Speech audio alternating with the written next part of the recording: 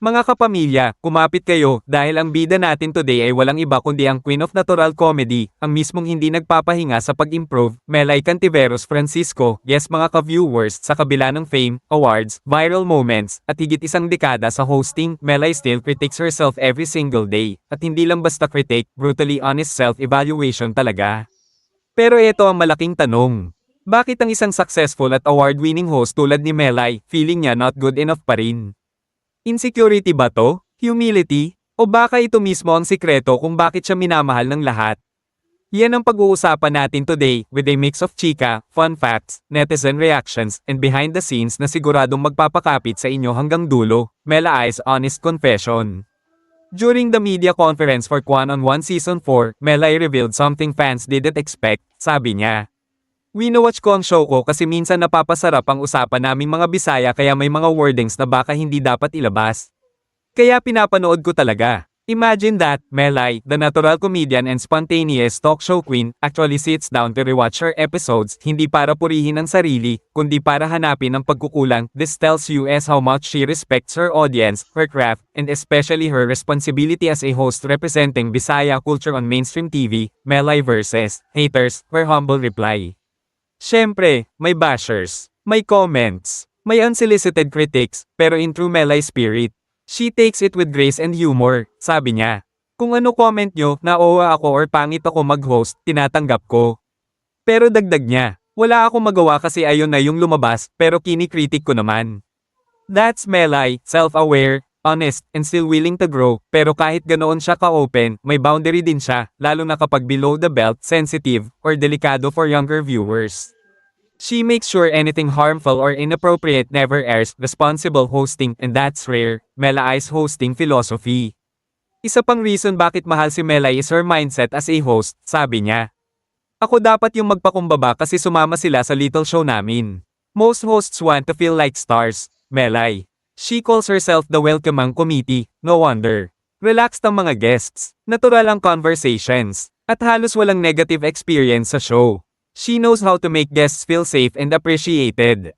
And that's why Bisaya guests feel encouraged to let out their authentic selves. How she rates herself, iconic. Nung tinanong siya to rate herself as a host, expected natin si Melay magbibigay ng 7 or 8 out of 10, di ba? Pero hindi, sabi niya, rated PG, char. I rate myself 5, as in average, as in she thinks she still has much to learn. She even says she's learning from Bianca Gonzalez and Robbie Domingo, 2 hosts she calls halimaw sa hosting, pero sabi ng netizens. Si Melay mababa mag-rate kasi humble pero siya nagdadala sa show. Kaya namin siya love, totoo siya. Natural siya mag-host kaya effective. And honestly, totoo, people don't watch Melay for perfect diction or perfect delivery, they watch her because she's real. Throwback, why Melay is loved. Balikan natin ang simula. 2009, PBB Double Up, Melay entered the house as the funny, quirky, authentic girl from General Santos and millions fell in love with her humor, her charm, and her honesty. 2015, she became the first winner of Your Face Sounds Familiar Philippines.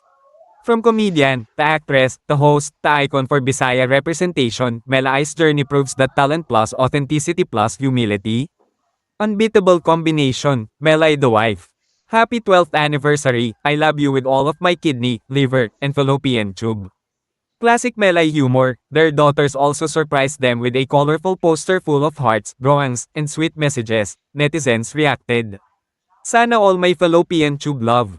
Melissan forever. Ang cute nilang pamilya. Their family's closeness is one reason why Mela I's energy feels so warm on screen. She carries that love into her hosting. Mela I's message, be kind.